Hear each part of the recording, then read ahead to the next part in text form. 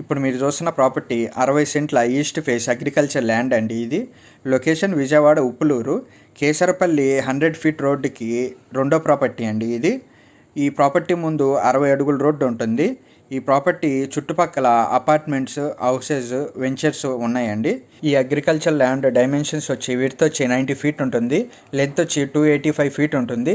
Price ఒక్కొక్క scent 3,50,000 చెప్తున్నారండి, slightly negotiable.